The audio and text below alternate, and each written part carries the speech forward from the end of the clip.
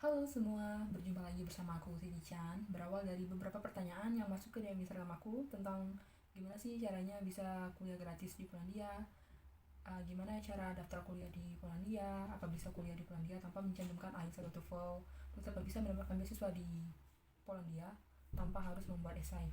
So, di video kali ini aku mau sharing pengalaman pribadi aku tentang step by step sampai aku bisa berkuliah di kampusku sekarang di Nikos Copernicus University, dan juga tips-tips yang bisa kalian gunakan supaya kalian bisa mendapatkan beasiswa gratis untuk kuliah di Polandia.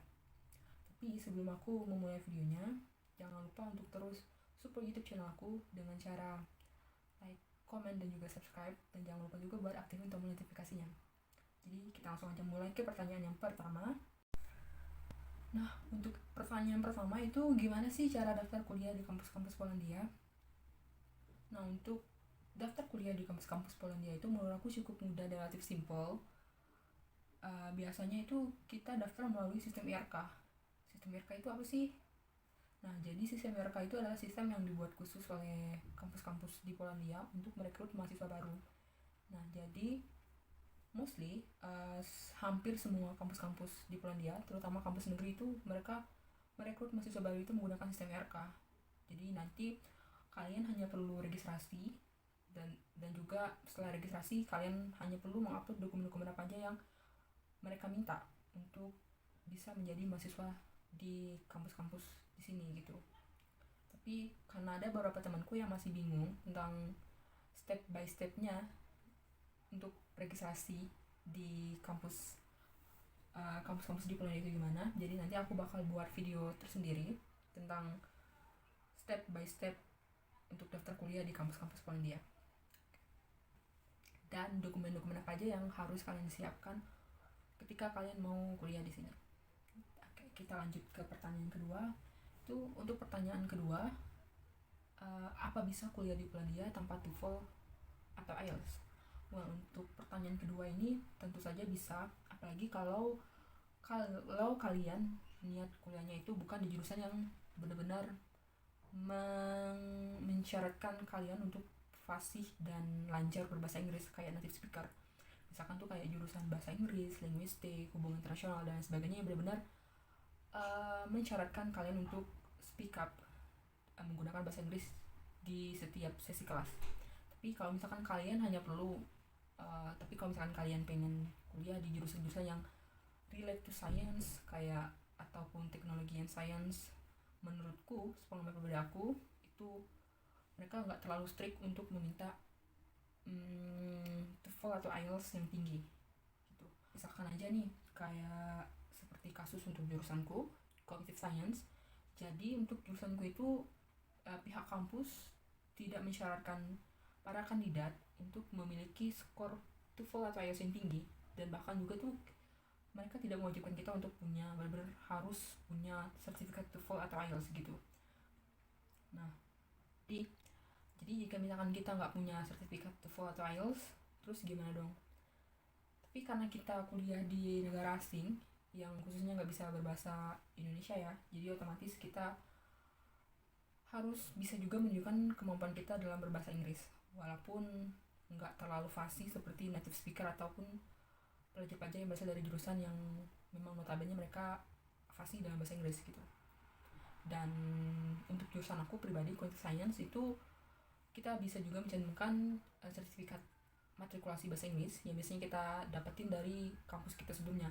Jadi kan ada tuh misalkan kayak kita biasanya kan kalau semester 6 atau 7 mendekati skripsi itu kan biasanya pihak kampus kita itu mensyaratkan kita untuk bisa menunjukkan kemampuan bahasa Inggris gitu, walaupun itu bukan dari TOEFL atau IELTS yang resmi ya. Nah, untuk jurusan aku sendiri itu bisa menggunakan sertifikat matrikulasi bahasa Inggris ini tuh karena aku ambil itu aja ya, karena ada beberapa teman kelas aku dari Turki, Pakistan, dan juga Azerbaijan.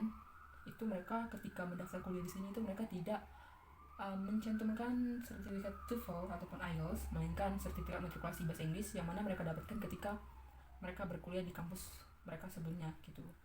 Dan jujur sih, sepengalaman aku, dosen-dosen di sini itu juga mereka yang nggak terlalu fasih bahasa Inggrisnya, karena basically orang-orang di Poland itu mereka berbicara dengan bahasa Polandia dan bukan menggunakan bahasa Inggris sebagai bahasa sehari-hari mereka gitu.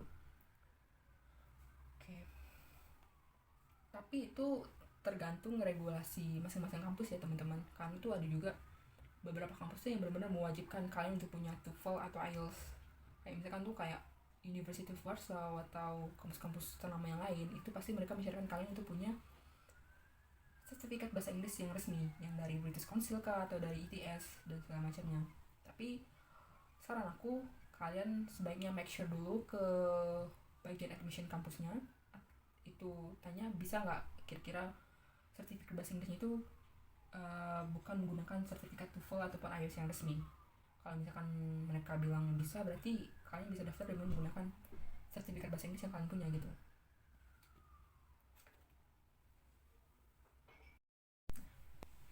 Oke, sekarang kita move ke pertanyaan yang ketiga. Gimana sih caranya dapat beasiswa dan kuliah gratis di Polandia? Nah, berdasarkan pengalaman aku pribadi, waktu itu aku melakukan semacam research kecil-kecilan dulu tentang negara-negara mana aja yang mau aku tuju untuk kuliah di Eropa. Jadi misalkan aku mau kuliah di negara ini, di negara ini gitu, terus aku membuat set list, daftar list kampus-kampus ini. Nah terus setelah itu aku tinggal decide kampus mana yang setelah itu aku decide negara mana yang benar-benar udah jadi final decision aku untuk melanjutkan studi S2 aku gitu. Dan karena aku benar-benar tertarik untuk melanjutkan kuliah di Polandia, jadi aku fokuskan buat mencari referensi-referensi tentang perkuliahan di sini itu gimana, living cost-nya gimana, living experience-nya gimana, dan lain sebagainya. Dan lalu aku juga membuat daftar list kampus yang menurutku itu menarik dan juga bagus. FYI, untuk list-list kampus dan juga info-info mengenai beasiswa di Polandia itu I strongly recommended you buat cek ke situs websitenya kampus, bukan situs website resminya pemerintah Polandia, study.gop.pl, karena di situs ini tuh benar-benar lengkap. Jadi kalian bisa kayak milih list-list jurusan apa aja, list-list kampusnya apa aja, dan bahkan tuh mereka juga mencantumkan kayak beberapa beasiswa yang available untuk negara-negara lain yang sekiranya tertarik untuk kuliah di sini. Kayak ada beasiswa NAVA, terus ada beasiswa research dan lain sebagainya. Jadi aku waktu itu benar-benar kayak cek one by one gitu kampus-kampus di sini gimana. Setelah itu setelah aku membuat daftar list kampus-kampusnya dan aku sudah menentukan kampus-kampus mana yang aku pengen tuju dan yang sesuai dengan passion aku setelah itu cek satu persatu website kampus-kampus itu. Jadi misalkan aku tertarik sama kampus ini nih, jadi aku biasanya mengunjungi website kampusnya itu. Terus biasanya kan kalau di website kampus itu kan mereka memberikan info-info detail gitu kan tentang apa kayak admissionnya gimana, terus tuition fee-nya apa aja, terus persyaratan requirement untuk menjadi mahasiswa di sini gimana aja, terus beasiswa yang mereka sediakan untuk mahasiswanya itu apa aja kayak gitu. Jadi aku fokus juga ke bagian itu. Selain itu aku juga mengecek website fakultas-fakultas yang mau aku tuju. Jadi misalkan kayak fakultas aku, jadi aku tinggal cek aja kayak di fakultasku tuh kira-kira mereka memberikan informasi beasiswa nggak untuk pelajar asing gitu. Jadi karena tuh biasanya nggak semua kampus itu mereka mencantumkan semua informasi beasiswa dari fakultas-fakultasnya atau jurusan-jurusannya gitu. Misalkan aja kayak case jurusan aku nih, Quantitative Science.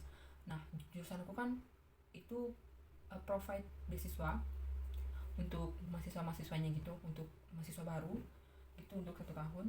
Tapi di website kampusnya itu mereka nggak mencantumkan ini. Jadi kita benar-benar harus teliti gitu mencarinya dengan cara ya itu tadi kayak cek satu persatu website fakultasnya, ataupun bisa tanya langsung ke bagian admission kampusnya ataupun bagian dari fakultas yang mau kita tuju. Kira-kira mereka menyediakan beasiswa nggak untuk pelajar internasional gitu.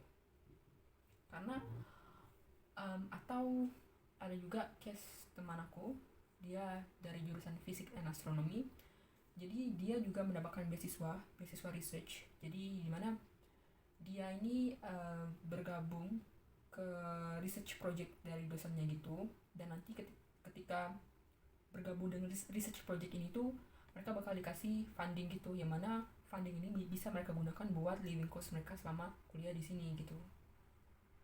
Dan itu sangat-sangat worth it sih. Oke, untuk pertanyaan keempat, apa perlu buat IC untuk dapetin beasiswa kuliah di Polandia? Wow, untuk pertanyaan itu depends ya teman-teman. Itu sesuai dengan regulasi pemberi beasiswanya. Ada beberapa beasiswa itu mensyaratkan para kandidatnya untuk membuat IC atau motivation letter terlebih dahulu, dan ada juga beasiswa yang tidak mensyaratkan kalian untuk membuat IC atau motivation letter atau harus memberikan recommendation letter dan lain sebagainya gitu. Misalkan aja nih kayak beasiswa NAVA scholarship dari pemerintah Polandia.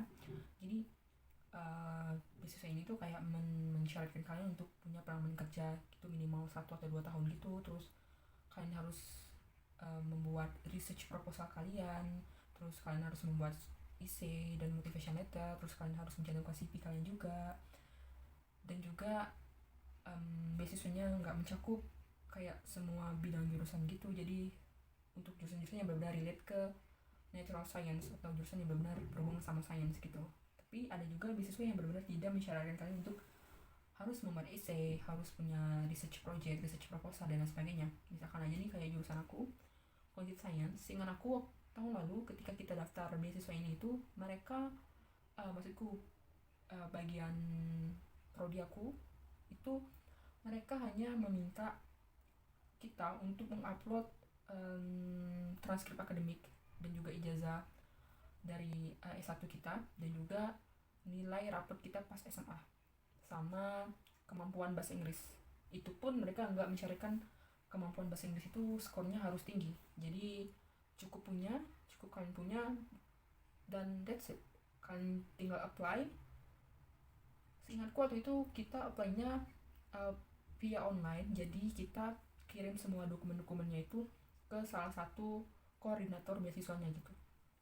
Mana ini benar-benar sangat relatif mudah karena berbeda dari beasiswa-beasiswa pada umumnya yang mensyaratkan kita untuk buat research project, buat motivation letter dan lain sebagainya. Dan juga funding yang kita dapatkan itu